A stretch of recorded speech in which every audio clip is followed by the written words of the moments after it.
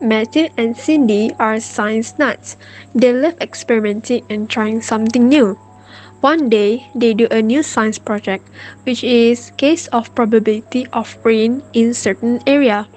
Thus, to ease their jobs, Matthew and Cindy create a new system to calculate the total rainfall named Rain and Sunshine.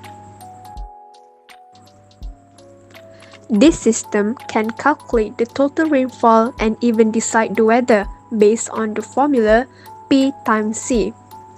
Matthew and Cindy just need to insert the probability it will rain and the probability of area that will rain based on scale 10 to 100. So this is the coding that we use to calculate the probability of rainfall. As you can see, with the intention of running the program smoothly, several imports need to be done. Just like this import java.text.decimal format needs to be imported as we are going to use a lot of decimal numbers in this system. Public class rainfall extends JApplet implements action listener. So this is where we acknowledge all of the variables that we are going to use later. Container pin is used to display the GUI. Don't forget to set the layout for the pane.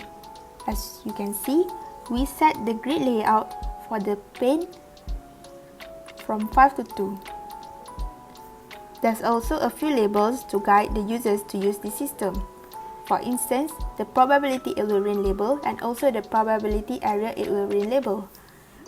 Both of these labels allow the users to input up to 10 numbers only. There's also a rainfall and a message label that will indicate the users with the probability of rainfall in the area. Not to forget, this is the coding for the calculate button. Public void action performed. This is where we're going to place the formula to calculate the probability of rainfall in the area. To handle exception, we should put try and catch keyword between the codes that possibly could generate the exception. This way, the exception object can be terminated from the program. So this is where we acknowledge the variables. R is for the probability rain and A is for the probability area. So this is the formula to calculate the probability of rainfall. We use double parameter as the answers can also be in decimal. So R times A will be divided by 100 and then we'll get the calculated probability rainfall.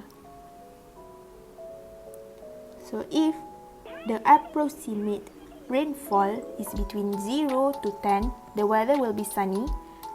11 to 24, the weather will be mostly sunny. 25 to 39, it will be a cloudy day.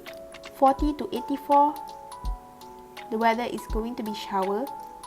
60 to 84, they will be having rain in their area. 85 to 100, there's going to be a thunderstorm on that day. So J option pin.show message dialog is written here so that there will be a box which will indicate the users about the weather of that day.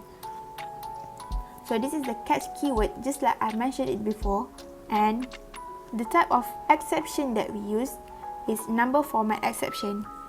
Number format exception is considered as runtime exception because the errors pop up when we execute a program. So J option pin.show message dialog must insert decimal only. There will be no other formats that accept the user's input. So this is the coding for this program. So now I'm going to show you the GUI that we designed based on the codings that we did before. So this is where the users will input the data. Probability it will rain. Let's say it's 43.98 and the probability area it will rain is 32.16, and then we'll press this calculate button to see the answer. So there will be a message pop up and mostly sunny will be written, as it is the expected weather on that day. As you can see, the message here still states the weather on that day, as it is easier for the users to look at it again. So let's try it again, but with different format. Now we're going to try it by using percentage. So let's say the probability it will rain is 98%, and the probability area it will rain is 76.5%. Press calculate. So there will be a message pops up, and it indicates error, as it states must insert decimal only. So we can see here that it doesn't accept any other format different from decimal format. You can put whole numbers, but cannot put any other format other than decimal numbers.